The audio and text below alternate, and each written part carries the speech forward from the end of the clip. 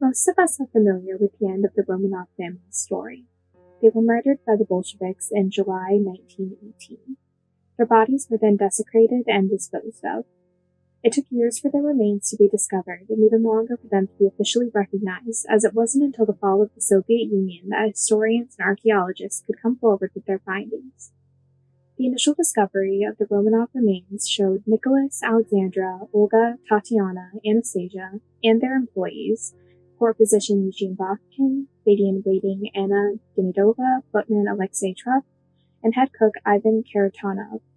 Everyone but Maria and Alexei, the couple's third child and youngest. DNA eventually determined that the remains were indeed the Romanovs, and they were buried in St. Catherine's Chapel, a chapel within St. Peter and Paul's Cathedral in St. Petersburg, on July 17, 1998. Despite being buried in the cathedral, the Russian Orthodox Church, who canonized the entire family as saints years after their deaths, does not officially recognize the remains as those of the former Tsar and his family.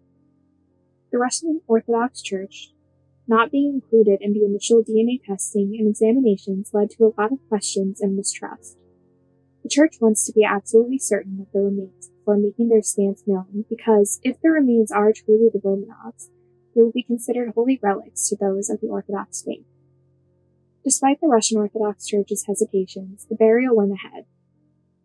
This was, many believe, politically motivated more than anything. The Russian president at the time, Boris Yeltsin, was eager to have everything to do with the Romanov situation put to rest. When Maria and Alexei's partial remains were discovered in 2007, the Church's stance hadn't changed, but the government's had. Gone was Yeltsin, and in was Putin, who was more inclined to side with the Church. Many people, Romanov descendants, historians, etc., called for the burial of Maria and Alexei alongside their beloved family members after DNA confirmed their identities, but the Church is vehemently against it. They do not recognize the remains and want to do additional testing, some of which has been done, but the Church insists it needs more.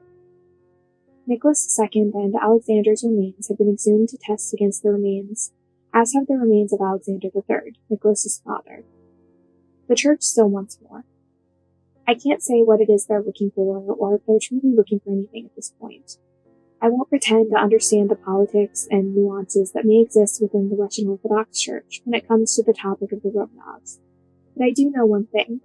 The bodies of two teenagers, 19 and 13 years old, are sitting in the state archives collecting dust while men fight over technicalities in a case that has already been solved.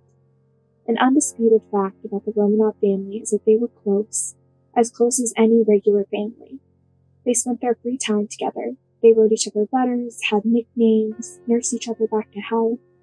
They found the most joy in each other's company, and keeping their bodies apart now, after nearly a century in separate, shallow graves, is an injustice to these children who were murdered simply for being born into the wrong family. I don't want any of this to seem like I'm disrespecting the Russian Orthodox Church. I'm not. I'm not of the faith, nor do I know anyone who is, but I do believe in everyone's right to practice their own religion. There's nothing inherently wrong with whatever way you worship. That being said, religious organizations can be questioned or criticized.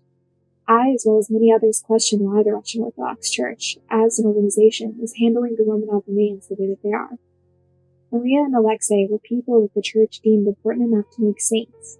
Are they not worthy of a proper grave?